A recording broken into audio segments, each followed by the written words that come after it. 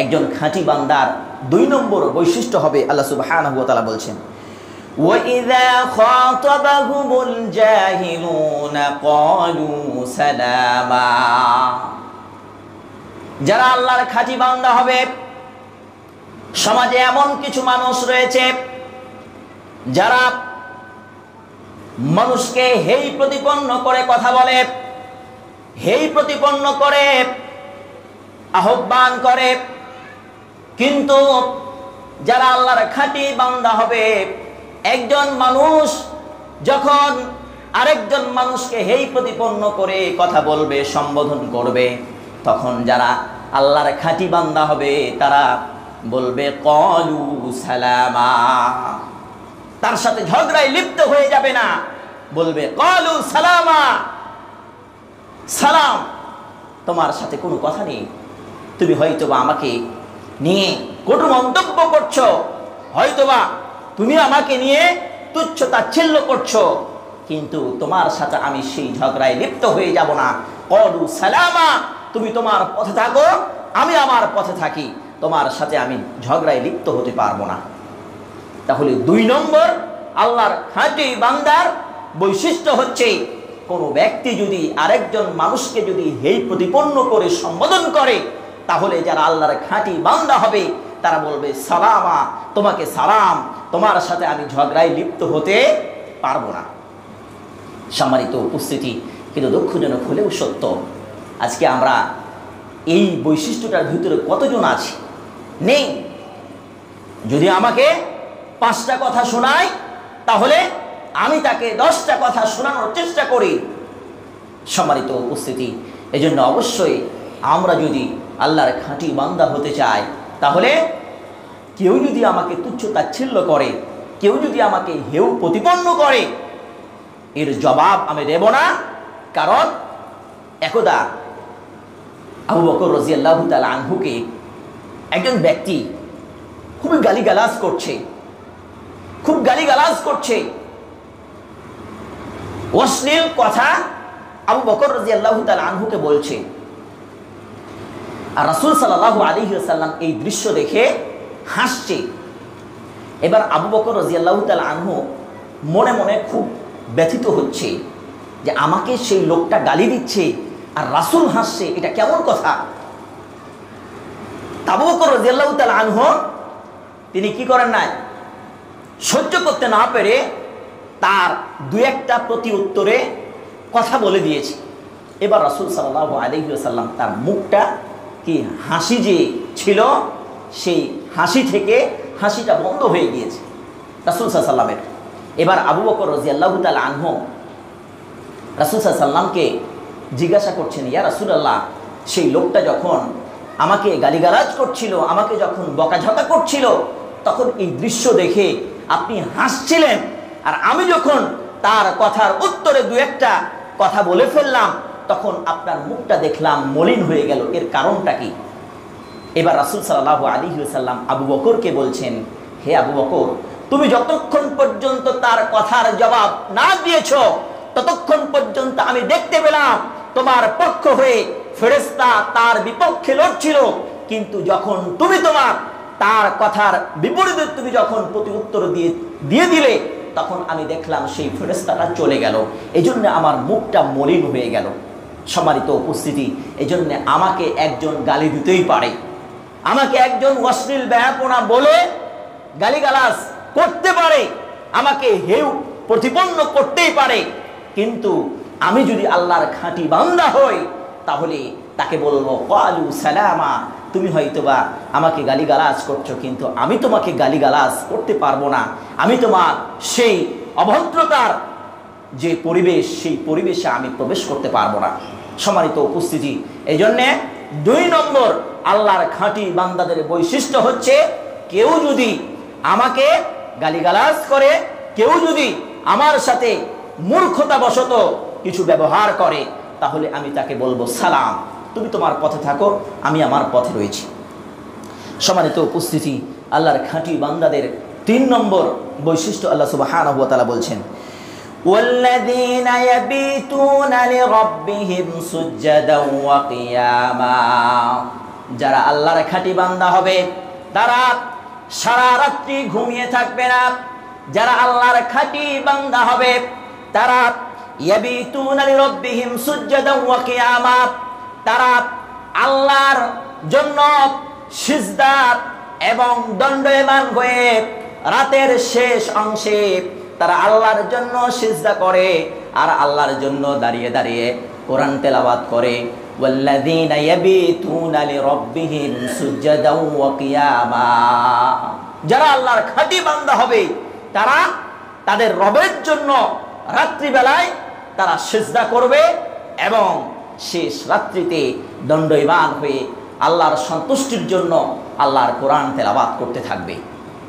সম্মানিত উপস্থিতি, দুঃখজনক হলেও সত্য, আজকে আমাদের সমাজের বাস্তবতা কি? রাসূল সাল্লাল্লাহু আলাইহি ওয়াসাল্লামের জীবনে দেখতে পাওয়া যায় রাসূল সাল্লাল্লাহু আলাইহি ওয়াসাল্লাম ইশারের সালাত পড়ে পড়ে দ্রুত ঘুমিয়ে যেতেন আর শেষ রাত্রিতে উঠে গিয়ে তাহাজ্জুদের সালাত আদায় করতেন। কিন্তু আমাদের ঘুমাতে ঘুমাতে 12টা 1টা 2টা বেজে যায়, আবার সকালবেলায় 7টা 8টা বেজে যায়। সম্মানিত উপস্থিতি, পুরোটাই বিপরীত।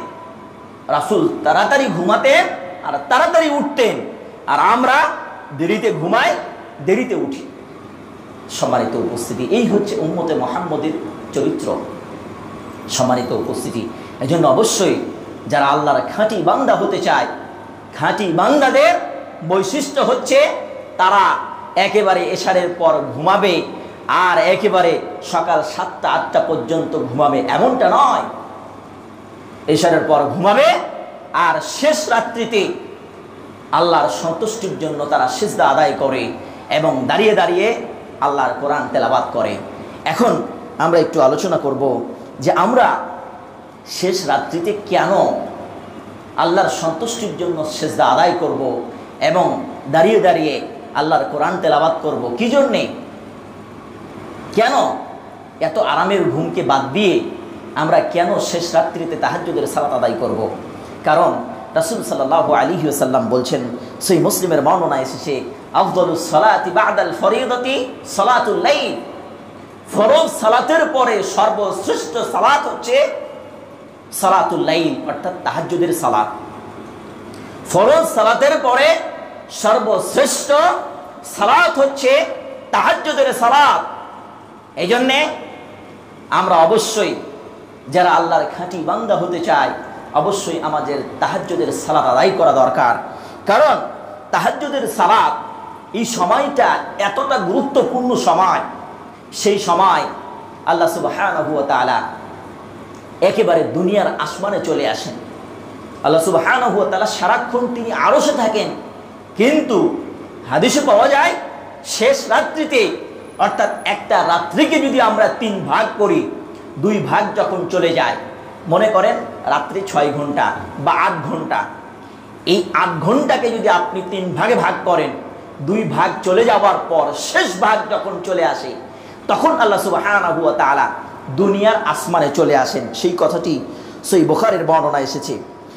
আবু হুরায়রা রাদিয়াল্লাহু তাআলা আনহু থেকে বর্ণিত, আল্লাহ রাসূল সাল্লাল্লাহু আলাইহি ওয়াসাল্লাম বলছেন, ইয়ানজিলু রাব্বুনা তাবারাকা ওয়া তাআলা কুল্লা লাইলাতিন ইলাস সামাঈদ দুনিয়া হিনা ইয়াবকা সুলুসুল লাইলিল আখির, অর্থাৎ রাতের 3 ভাগের 2 ভাগ যখন শেষ হয়ে যায়, শেষ ভাগে যখন অবশিষ্ট থাকে, তখন আল্লাহ সুবহানাহু ওয়া তাআলা দুনিয়ার আসমানে চলে আসেন। দুনিয়ার আসমানে এসে আল্লাহ সুবহানাহু ওয়া তাআলা বান্দাদেরকে আহ্বান করতে থাকেন, মাইয়াদউনি ফাস্তাজিবা লাহু, যে আমাকে আহ্বান করে আমি তার আহ্বানে সাড়া দেব। মাইয়াসআলুনি ফাউতিয়াহু, আমার কোন বান্দা রয়েছে যে বান্দা আমার কাছে চায় আমি তাকে দেব। মাইয়াস্তাগফিরুনি ফাগফির লাহু, আমার কোন বান্দা রয়েছে যেই বান্দা আমার কাছে ক্ষমা চায় আমি তাকে ক্ষমা করে দেব। এই রকম ভাবে আল্লাহ সুবহানাহু ওয়া তাআলা শেষ রাত্রিতে দুনিয়ার আসমানে এসে মানুষকে আহ্বান করতে থাকে, কিন্তু আমরা সেই সময় ঘুমিয়ে থাকি। আমাদের সৃষ্টিকর্তা আল্লাহ সুবহানাহু ওয়া তাআলা আমাদেরকে আহ্বান করছেন, আমার কোন বান্দা রয়েছে, কে কি চায় আমি তাকে দেব, কিন্তু সেই সময় কয়জনই আল্লাহ সুবহানাহু ওয়া তাআলাকে আহ্বান করে? তাহাজ্জুদের সালাত তো দূরের কথা, 5 ওয়াক্ত সালাতই তো আমরা করি না। তাহাজ্জুদের সালাত এটা তো ফরজের বাইরে। সম্মানিত উপস্থিতি, এজন্য আপনি যদি আল্লাহর খাঁটি বান্দা হতে চান তাহলে অবশ্যই এই সবাইগুলোকে গুরুত্ব দিতে হবে এবং 5 ওয়াক্ত সালাত আদায়ের সাথে সাথে তাহাজ্জুদের সালাত আদায় করতে হবে।